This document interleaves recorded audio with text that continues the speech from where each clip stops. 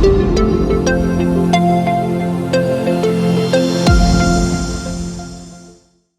and good evening, everyone. Welcome back once again to your favorite channel, that is Lukman IAS Academy, and we are going to continue our DCS session, that is Daily Current Affairs Analysis session. So, first of all, the heartiest and the deepest apologies to start the session this delayed, as we were in the morning facing too much of the technical glitches and there were too many issues with regard to the internet connectivity as well. So as keeping up the promise that we are not going to delay up the session, and we are not going to miss up any kind of a session. So keeping up that thing in the mind, we come up here into the evening. So that's what our job is. So let's go, guys. DCA, that is date being 23rd of January 2023, and here we go with the first ever headline for the day. Okay, so here we go.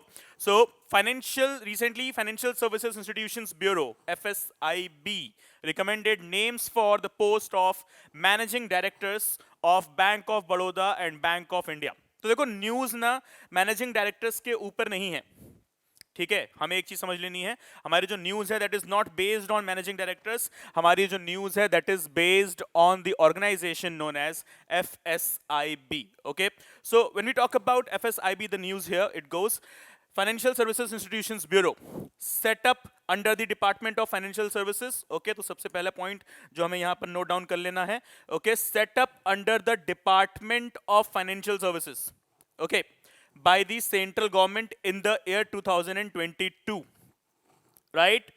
So बहुत ही freshly built organization. Then next point here.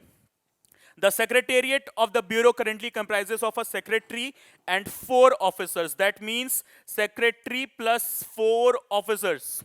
कितने हो गए हमारे total? 5 members. Right? Now, it replaced Banks Board Bureau. तो किसको replace किया? इन्होंने Banks Board Bureau को replace किया.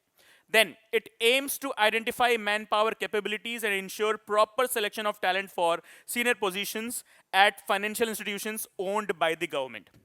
जैसे कि फॉर एग्जाम्पल आपके सिलेक्शन के लिए यूपीएससी है, यूनियन पब्लिक सर्विस कमीशन, जो कि आप में से सबसे बेहतरीन, क्योंकि आप सब बेहतरीन हैं और बेहतरीन में से भी बेहतरीन की तलाश करने वाली जो हमारी ऑर्गेनाइजेशन है उसको हमने नाम दिया है UPSC, union public service commission. तो जैसे कि ये गवर्नमेंट की जो class A class B services हैं, IAS IPS IFS IRS IAS and all, okay, इनके लिए रिक्रूटमेंट एजेंसी का काम कर रही है, रिक्रूटमेंट बॉडी का काम कर रही है. तो उसी तरीके से एफएसआईबी जो है वो गवर्नमेंट के फाइनेंशियल इंस्टीट्यूशंस के लिए हायरिंग, यानी कि लोगों के सिलेक्शन का, those who are already in the government services, उनको उठाकर इस पर्टिकुलर फाइनेंशियल इंस्टीट्यूशन में अभी प्लेस करना है. ये जिम्मेदारी जो है एफएसआईबी की है. बैंक्स बोर्ड ब्यूरो को इसने रिप्लेस भी किया है, ठीक है. So the board is interested to making recommendations of full time appointment of directors and non-executive chairmen of state-run financial services, public sector organizations, and on other matters relating to the personnel management in the institution. मतलब कि institution का financial और manpower जो दोनों conditions होंगे, जो दोनों terms and conditions होंगे, वो हमारी FSIB ही संभालेगी. अब अगर आप इसका एक point देखो, it comprises of ex officio members from the government, other than regulatory bodies, and experts from the respective field. ठीक है, तो ये लास्ट पॉइंट है, उसको बहुत ही क्लियरली लिख लें. It comprises of ex officio members from the government, other than the regulatory bodies, and experts from the respective fields as well. ठीक है, सो ये है एफएसआईबी के बारे में कहानी हमारी. चलिए आगे बढ़ते हैं, अपने दूसरे पॉइंट की तरफ चलते हैं. The 21st edition of the bilateral naval exercise between India and France, okay, that is known as exercise Varuna, recommended, okay, commenced recently. तो वरुणा नाम जो है आप समझ लीजिए, जब भी बात आएगी इंडिया फ्रांस रिलेशंस की तो उसमें सबसे पहला जो नाम आएगा दैट वुड बी वरुणा. ठीक है, एक फैक्ट, सबसे पहली चीज. अब उसके बाद हम आगे बात करें अगर प्रेजेंट टाइम की, तो यहां पर हमारे पास कौन कौन से फैक्ट्स हैं. So the Indian and French navies have been conducting bilateral maritime exercises since 1993. Okay, since 2001 these exercises have been called Varuna. 2001 से हमने इनको नाम क्या दिया है, वरुणा. ठीक, now these interactions further underscore the shared values as partner navies in ensuring freedom of seas and commitment to an open, inclusive Indo-Pacific and rule-based international order. हम सब जानते हैं कि हम बात करते हैं एक पर्टिकुलर लोकेशन की जिसका नाम है इंडो पैसिफिक। कितना इंपॉर्टेंट है ये हमारे लिए, हम सब बहुत बखूबी जानते हैं इसे। और उसी को ध्यान में रखते हुए हमने देखा है कि किस तरीके से Indian Ocean organisations, Indian Ocean Rim Association हमने जो है तैयार किया।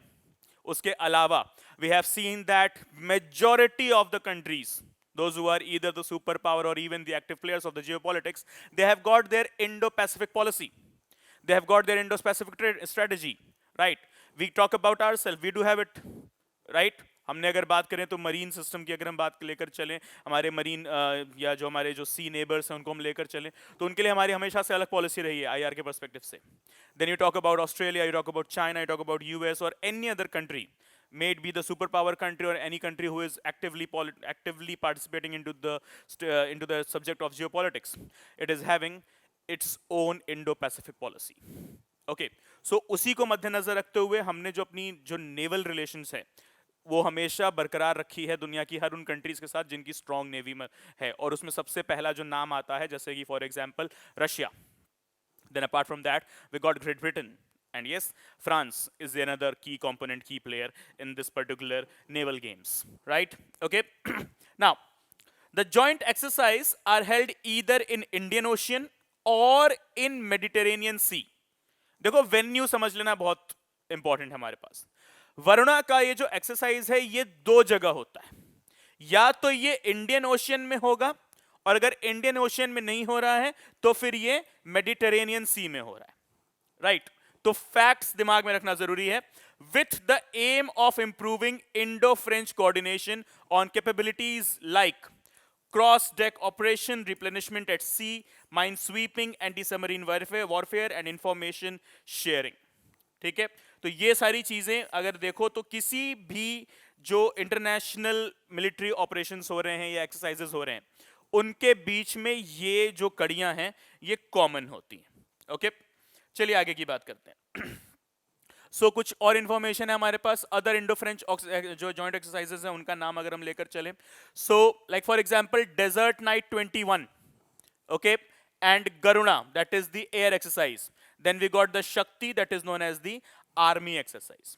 ठीक है, तो मेरे प्यारे भाइयों बहनों नोट्स बहुत ही साफ शब्दों में बनाएं। That is Varuna is the naval exercise between India and France, okay, where as Garuna, okay, is the air exercise. Desert Night 21, it is also the air exercise, and apart from that we got Operation Exercise Shakti, that is the army exercise. तो Navy के लिए Varuna, Air के लिए Air Force के लिए we got Garuda and Desert Night 21, and for Army we got Shakti. Okay, चलिए तो आगे बढ़ते हैं अपने अगले पॉइंट की तरफ। That is the ministry of environment, forest and climate change MOAFCC has listed Neel Kurinji, that is strobilanthes kunthiana, okay, kunthiana actually, under schedule 3 of the Wildlife Protection Act of 1972, including it on the list of protected plants.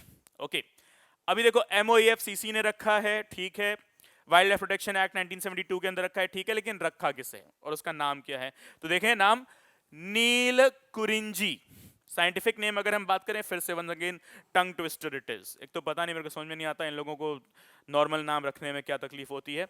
So here we go, normal name it is sorry scientific name it is strobilanthes kunthiana, right? Though easily pronounce हो गया ये, लेकिन honestly speaking ये easily pronunciation करने में भी ना बहुत मशक्कत लगी है। ओके, सो क्या सीन है इधर? स्ट्रोबिलेंथिस कुंथियाना, राइट, साइंटिफिक नेम है ये। तो आइए बात करते हैं दरअसल ये चीज है क्या, ये प्लांट एक्चुअली में है क्या। ओके, अब अगर MOAFCC ने शेड्यूल 3 में डाल दिया, ठीक है, प्रोटेक्टेड प्लांट की लिस्ट में डाल दिया, तो यानी कि कुछ तो इंपॉर्टेंस है first of all, and apart from that danger भी है। ये प्लांट डेंजर में है, प्लांट डेंजर नहीं है, प्लांट डेंजर में है। कोई चीज का डेंजर होना और किसी चीज का डेंजर में होना फर्क होता है, राइट? ओके, तो आइए देखते हैं यहां पर क्या सीन है हमारे पास। So it is a shrub basically that is found in the Shola forest of the western Ghats. अभी कैसा मूवी शोला नाम सुनते ही पहुंच जाते हैं, अरे गाना भी तो बना है, मूवी भी तो बनी है, शोला और सब शबनम पता नहीं क्या क्या, राइट? ठीक है, सारी चीजें सही हैं। ओके, सो यहां पर क्या चीज है? शोला, राइट? नाम तो बहुत जानते हैं आप लोग, बड़ा फिल्मी नाम है, बॉलीवुड हमारा जो है काफी फैंटेसाइज्ड है इन नामों से, राइट, कि आग है, शोला है, वगैरह वगैरह। तो भाई एक चीज और जान लीजिए, ये शोला हमारे ग्रेट जो है वेस्टर्न घाट्स के अंदर मौजूद फॉरेस्ट भी है, और बहुत खूबसूरत लोकेशन भी है मौजूदा समय में अगर हम बात करें तो, ठीक है। आगे आने वाले समय में ग्लोबल वार्मिंग वार्मिंग और पोल्यूशन को हिसाब से देखें तो फिर पता नहीं क्या होगा, ठीक है। So here we go. Shola Forest of the Western Ghats, Kerala, Karnataka and Tamil Nadu, 3 states के अंदर हैं ये, ठीक है। केरला प्लस कर्नाटका प्लस तमिलनाडु, ठीक है। 3 states, Western Ghats, Shola Forest. Now, locally known as Kurinji, the flowers grown at an altitude of 1300 to 2400 meters. Nilgiri Hills, which literally means the blue mountains, got their name from the purplish blue flowers of Nilkurinji that bloom only once in 12 years. कुंभ मेले जैसा हो गया ये, हर एक particular location पे 12 साल के बाद लगता है, ठीक है। तो यहां पर भी देखो कहानी कुछ वैसी ही बयान कर रही है हमें। नीलगिरी, ब्लू माउंटेन्स, अरे किसी चीज को ब्लू बोला तो क्या ब्लू, मतलब क्यों ब्लू बोला, अब वहां पे ब्लू कलर का कुछ तो हो रहेगा ना। अभी आज देखो, मोस्ट प्रोबेबली मैं 100% श्योर हूं, बहुत सारे लोगों को, सबको नहीं लेकिन हाँ बहुत सारे लोगों को पहली बार ही पता चला होगा, अच्छा तो बाबा ये सीन है नीलगिरी फॉरेस्ट के नाम के पीछे, कि नीलगिरी क्यों नाम दिया गया है, ब्लू माउंटेन्स नाम क्यों दिया गया है। ब्लू कलर का माउंटेन नहीं है, उधर एक फ्लावर है नीलकुरिंजी नाम का, 12 साल में एक बार ब्लॉसम होता है इसका, ठीक है। सो लिख लीजिए Nilgiri hills literally means the blue mountains got their name from this purplish blue flowers of Neelakurinji that Bloom only once in 12 years. Now why it is in threat, we know it very well now. 12 साल में इंसान तो चलो बदलते ही हैं, environment भी बहुत तेजी से बदल जाता है, ठीक है। तो ऐसे में इनका डेंजर में होना तो समझ में आने लग गया आप। चलिए आगे की बात करते हैं। तो कुरिंजी माला सेंचुरी, ध्यान से देखिए, Kurinji Mala sanctuary of Kerala protects the Kurinji in approximately 32 kilometre square habitat in Kottakamboor and Vattavada villages in Idukki district, ठीक है। तो देखो डिस्ट्रिक्ट का नाम भले उतना याद ना रख पाओ, सिटी जो विलेज का नाम उतना भले ध्यान मत रख पाओ, लेकिन हाँ स्टेट का नाम याद रख लेना जरूरी है हमारे पास। कुरिंजी माला सेंचुरी किधर है, हमारा जो गॉड्स ओन कंट्री है, गॉड्स ओन टेरिटरी जिसे हम कहते हैं हमारे हिंदुस्तान का, केरला, ठीक। तो केरल राज्य के अंदर स्थित मौजूद हमारी कुरिंजी माला सेंचुरी, ठीक। So Kurinji Andavar preserves, okay, Kurinji Andamar temple located in Kodaikanal of Tamil Nadu dedicated to Tamil god Murugan also preserves these plants. तो अब देख लो आपके सामने इसका एक रिलीजियस इंपॉर्टेंस भी रिप्रेजेंट कर दिया गया, चलो इकोलॉजिकल इंपॉर्टेंस है, ज्योग्राफिकल इंपॉर्टेंस है, समझ में आ गया। लेकिन अगर हम चलें तमिलनाडु रीजन के अंदर, हमारे तमिलनाडु रीजन के अंदर अगर हम चलें तो वहाँ हमारे एक भगवान है जिनकी बहुत मान्यताएं, बहुत फॉलोअर्स हैं, बहुत पायस माने जाते हैं, ठीक है। भगवान का नाम क्या है, लॉर्ड मुरुगन, ओके राइट। तो प्रिजर्व्स दीज प्लांट्स, यहां मंदिर के अंदर की जो पूरी कम्युनिटी है वो इन प्लांट्स को प्रिजर्व करती है, because they might be having this thought that Kurinji plant is related directly to the pious authority Lord Murugan, right? Okay. Now, the Paliyan tribal people, एक कम्युनिटी है हमारी, tribal community हमारे Tamil Nadu state के अंदर, living in Tamil Nadu used it as a reference to calculate their age. भाई 12 साल में एक बार आ रहा है, ठीक। तो अभी अगर मैं पैदा हुआ हूं, अब की बार आया है इसी साल जिस साल हमारे जन्म हुआ है, तो ठीक है, अब ये अगली बार आएगा 12 साल बाद, ठीक। तो उस हिसाब से 12 साल की उम्र कैलकुलेट कर लिए, बीच का उम्र कैलकुलेट कर लिया, वगैरह वगैरह, ओके। सो एज कैलकुलेशन का भी काम कर रहा है ये। So Karnataka has around 45 species of Neelakurinji and each species blooms at intervals of 6, 9, 11 और 12 ईयर्स। ये कर्नाटका स्टेट के बारे में। जनरली अगर हम बात करें नीलकुरुंजी की केरला और तमिलनाडु के अंदर तो वो 12 साल पर ही जो है ब्लॉसम हो रहा है उसका। लेकिन अगर हम बात करें the state of Karnataka, okay, तो यहाँ पर जो 45 स्पीसीज हैं इनका जो ब्लॉसम पीरियड है that is ranging between 6, 9, 11 and 12। ठीक है, अगर ये 11 हटा दें तो लग रहा है कि 3 का वेरिएंट है ये। ठीक है, तो नंबर्स, प्राइम नंबर्स पढ़ा होगा ना अपने नंबर सिस्टम के अंदर, तो देखो यहाँ पे 6, 9, 12 तो 3 का ही लग रहा है। ठीक है, बस उसमें एक ऑड वन आउट है 11, right? So besides the western Ghats, Neelakurinji is also seen in the Shevaroy in the eastern ghats, Sanduru hills of Bellary districts in Karnataka। तो कर्नाटका में जो 45 स्पीसीज इसके पाए जा रहे हैं वो इसलिए पाए जा रहे हैं बिकॉज ये वेस्टर्न और ईस्टर्न दोनों ही घाट्स के ऊपर अवेलेबल है। ठीक है, तो लिख लेंगे इसको बहुत कायदे से, that is apart from the western Ghats and the Nilgiri hills, it is also available in the state of Karnataka, but not in the western, but not only in the western as well as eastern ghats. Okay, so here we go. Besides the western ghats, Neelakurunji is also seen in the Shevaroy in the eastern ghats। अब मेरे प्यारे भाइयों बहनों, आपसे ना दिल से एक गुजारिश, अरदास, रिक्वेस्ट करूंगा, है ना, प्रार्थना करूंगा कि भाई अपना एटलस खोलें और प्लीज ये जितने भी लोकेशंस हैं उनको मार्क करें। Locations in news, places in news, हर साल इंडियन ज्योग्राफी के मीडियम से आपके यूपीएससी प्रीलिम्स के क्वेश्चन पेपर में आता ही आता है, तो प्लीज इससे खिलवाड़ ना करें। बहुत सिंपल क्वेश्चंस बनते हैं इससे, याद रखोगे 4 नंबर मिलेंगे। अभी बोलोगे बस 4 नंबर की तो बात है, वो बूंद बूंद से ही घड़ा बढ़ता है मेरे भाई, मेरे भाइयों बहनों। ठीक है, तो please mark it up on your map, on your at least. ठीक है, शेवरॉय एक नाम मिला आपको, ठीक, इसको मार्क करें। फिर उसके बाद से सेंचुरी दी गई है आपको यहाँ पर, ठीक है, उसको मार्क करें। ठीक, फिर नीलगिरी माउंटेन्स, नीलगिरी हिल्स कहाँ हैं उसको भी मार्कअप कर लें, इंपॉर्टेंट है, राइट? चलिए अपने अगले हेडलाइन की तरफ चलते हैं। Researchers at the university of Nebraska have reported that a particular genus of plankton, namely Halteria, can grow and divide given only viruses. Okay, so remember one thing, just one thing. Hello?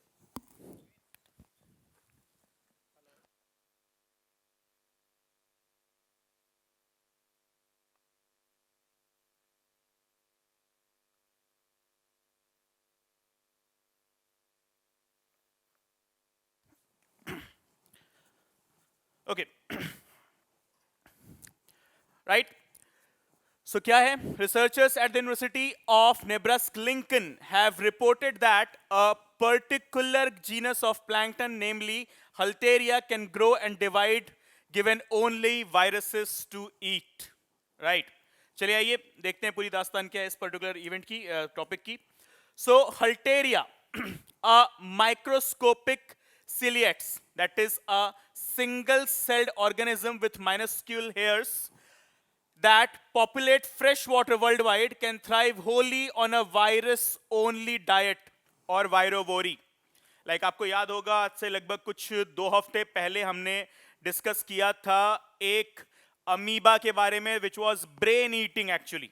And apart from that, we also discussed about a virus, okay, a particular species, जिसका food, जिसका खाना virus होता है, that is virovory, right? Okay, so plankton of the genus Halteria can each consume 10,000 to a million virus particles a day, increase their population using the metabolized energy and provide more food for the zooplanktons that consume the Halteria। तो साफ शब्दों में अगर हम बोलें तो इनकी population एक दिन में बहुत ज्यादा बढ़ सकती है। ओके, एक दिन में इनकी पॉपुलेशन जो है वो हद से ज्यादा इंक्रीज हो सकती है। सबसे पहली चीज तो वायरस है, इनका जो बर्थ पीरियड होता है, जिनका जो ग्रोथ पीरियड होता है बहुत छोटा सा होता है। ठीक है, इंसानों के मुकाबले इसको कंपेयर करना ही बेवकूफ़ी है, या बाकी दूसरे स्पीसीज के मुकाबले भी कंपेयर करना बेवकूफ़ी है। अगर हम बात करेंगे वायरस और बैक्टीरिया के ग्रोथ पीरियड, बर्थ पीरियड और डेथ पीरियड का, ये पलक झपकते ही पैदा होते हैं और वही पलक झपकते ही ये मर भी सकते हैं। ठीक है, तो ऐसे में एक क्या है यहाँ पर इन्वेंशन, हल्टेरिया। क्या है ये हल्टेरिया? माइक्रोस्कोपिक सिलियाट. सिलियाट बोले तो what? A single celled organism with minuscule hairs. छोटे छोटे हेयर हैं, लगता है बस अभी अभी ट्रिमर चलाया है बॉडी पर इसने, राइट? वैसे वाले छोटे छोटे इनके ऊपर जो है हेयर्स दिखाई देते हैं. That populate fresh water, in fresh water world wide.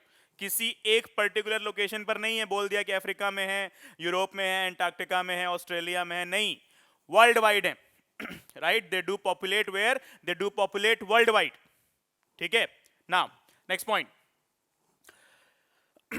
They are made up of nucleic acids, a lot of nitrogen and phosphorus. ठीक है. किसके बने हैं ये बने हैं न्यूक्लियाई एसिड के, बहुत सारे नाइट्रोजन के और फास्फोरस के. बोले तो इन्फ्लेमेबल है. ठीक है, दूर रहने का. ना halteria plankton are found in large numbers in fresh water bodies. अब फ्रेश वाटर बॉडीज आप सब अच्छे से जानते हो, नहीं जानते हैं तो इकोलॉजी उठाओ, खोलो, पढ़ो. ठीक है, कि कितने पार्ट्स पर मिलियन होता है जिसको हम बोलते हैं फ्रेश वाटर, कितने पार्ट्स पर मिलियन होते हैं, पार्ट्स पर 1000 होते हैं जिसको हम कहते हैं ब्रैकिश वाटर, कितने पार्ट्स पर 1000 होता है जिसको हम कहते हैं सॉल्ट वाटर. ठीक है, तो जरा एक बारी रिवीजन करिए. पीपीटी पार्ट्स पर 1000, इतना 35 के ऊपर गया, सॉल्टी 35 के नीचे गया. ठीक है, ब्रैकिश और फ्रेश, राइट? तो जरा उसको उठाइए और पढ़िए. ठीक है, so here we go. They are heterotrophs, meaning they can't produce their own food. अभी तभी वायरस खा रहा है ना. Okay, now instead they are well known bacterivores. They consume bacteria to power themselves. मतलब इनकी एनर्जी कहां से आ रही है? वायरस और बैक्टीरिया को खा के. ठीक. Now they infect and kill both bacteria and plankton, releasing organic matter that dissolves in the water. Right? That means कहने का मतलब ये है कि फ्रेश वाटर के लिए ये एक अच्छी चीज नहीं है.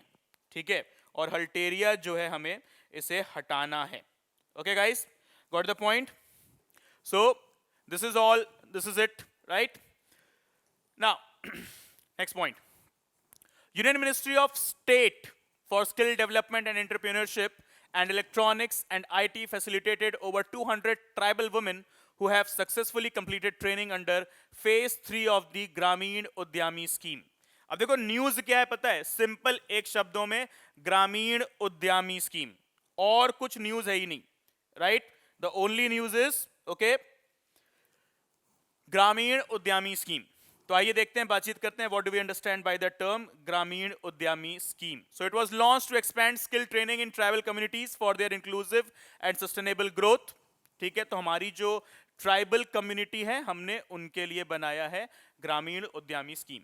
फिर उसके अलावा under the programme the initiative was taken to provide multiple skills to India's youth and impart practical skills to enable them to gain livelihoods. मतलब कि किसी भी तरीके से, किसी भी एंगल से अगर हम बात करें तो ये आपको लेकर चलेगा एक एंगल पे, आत्मनिर्भर Bharat, self reliant India.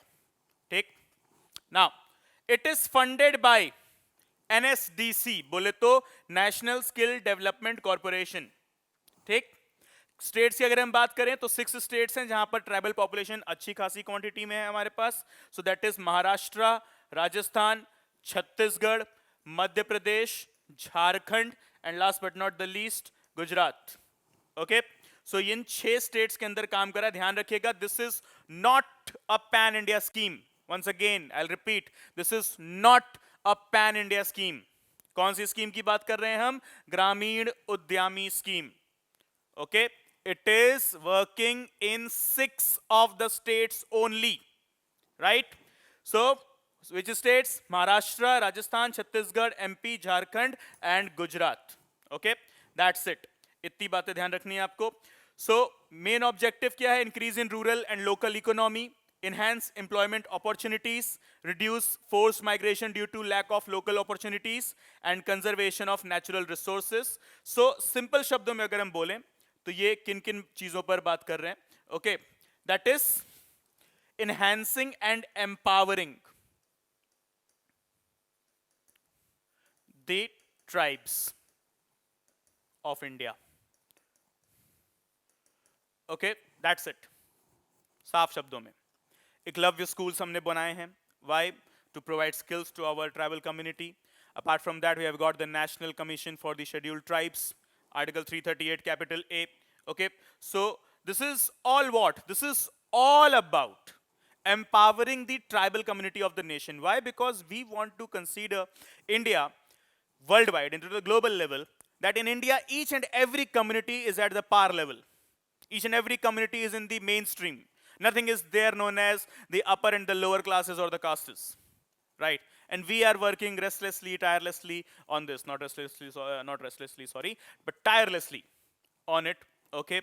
Obviously, we do have to, because we have to consider India as one nation without any class and caste division. Though this thing is not something which can be achieved very immediate or in the very near time, but yes, initiative to lena hai, और उसी पर हमने ये initiative लिया है. That is, let's make up Article 14 throughout the territory of the nation without any borders and without any exceptions into the frame of equality. Okay? So ये सारी चीजें हैं हमारे ट्राइबल पॉपुलेशन के लिए जो हमने निकाली है. Okay. चलिए अपने अगले पॉइंट की तरफ बढ़ते हैं. A wildlife team has recently spotted the spot-bellied eagle owl. Eagle owl. Okay. That is known as Bubo niplensis. नाम खतरनाक रखते हैं भाई. Bubo niplensis. चलो अच्छा है. ठीक है. For the first time in the Seshachalam forest and for the third time in Andhra Pradesh. ठीक है. आंध्र प्रदेश के अंदर तीसरी बार और शेषाचलम आंध्र प्रदेश के अंदर ही फॉरेस्ट मौजूद है हमारा. शेषाचलम वहां पर पहली बार. ठीक है. तो एटलस निकालेंगे, लोकेशन मार्क करेंगे. So it's overall a stark grayish brown bird with dark coarse brown coloration over the back and upper wings. मतलब color variation बहुत है. Then it is a large bird of prey and is also known as eagle owl. ठीक. Now, it is a very powerful and bold predatory owl. मतलब dangerous है. The bird makes a strange scream similar to humans and it is hence called the ghost of the forest in India and devil bird. तो ध्यान रखिएगा, जो synonyms में जो questions आ जाते हैं, devil bird किसे कहा जाता है या ghost of the forest किसे कहा जाता है. जैसे कैसे डर जाते हैं बॉलीवुड वाले, मतलब हॉन्टेड मूवीज बनाकर कैसे डराते हैं हमें कि एक खतरनाक सी चीख जंगल में, एक छोटी सी रोशनी आ रही है कहीं से. ठीक है. बड़ी लंबी सी छोटी सी रोशनी आ रही है. ठीक है. घने जंगल, उसमें अचानक से कोई चीखता है. अभी चीख के नहीं दिखाऊंगा, नहीं तो डर जाओगे तुम लोग, राइट? तो वो एक्चुअली में जंगल में ऐसा होता है. जब भी जाओगे तो फिर लगेगा भाई साहब यहाँ तो भूत है, भागो. लेकिन भूत नहीं है, उसका नाम है क्या? बूबो नेपलेंसिस, राइट? बोले तो ईगल आउल. ठीक है. उसको क्या बोलते हैं? Ghost of the forest. इस तरीके से स्क्रीम करता है, लगता है कि सही में इंसान है, चिल्ला रहा है, लेकिन पता चलेगा यहाँ तो इंसान दूर दूर तक नहीं है. लेकिन वो इंसान है ही नहीं, ईगल आउल है जो इंसान जैसा चिल्ला रहा है. ठीक है. तो डरने का नहीं, घबराने का नहीं, भूत वूत कुछ होता नहीं है शायद. चलो. ओके. सो डेविल बर्ड का भी इसको नाम दिया गया है. Okay guys. सो अगर हम बात करें, they are mostly found in the dense evergreen forest और moist deciduous forest. Then they are found throughout the Indian subcontinent and peninsular Southeast Asia. IUCN status अगर हम देखें, least concern, मतलब टेंशन नहीं है, अच्छी खासी पॉपुलेशन है, मारपीट कर सकते हैं इनके साथ हम लोग. नहीं कर सकते, मजाक कर रहा हूँ. ठीक है. Nature is always protected, always. चाहे वो कोई से भी स्पीसीज हो, लीस्ट कंसर्न में हो, एक्सटेंट में हो, ठीक है, डेंजर जोन में, किसी भी जोन में हो. Okay. So apart from that, sites का स्टेटस क्या है? साइट्स का स्टेटस है appendix 2. Okay, so this is all guys, this is all with regard to today's session. Okay, कुछ और भी चीजें हैं इसमें डिस्कस करने के लिए, हमें वो अपने अगले सेशन में जो है DCA के सेशन है इसको हमने ऐड ऑन करके पढ़ेंगे. Okay guys, so that's it. Thank you for joining. See you all tomorrow morning once again in the DCA session and again into the Perspective Takkar series. And tomorrow, that is the date 24th of January, we are also going to host another session of Challenging the Challenge. Okay, everyone. So thank you for joining. See you all soon. Till then, bye-bye. Take care. Study well. And Jai Hind. The first step towards achieving your dreams is having the right coach. Get the best education with Lokman IAS and make your UPSC dreams come true. Download the app now.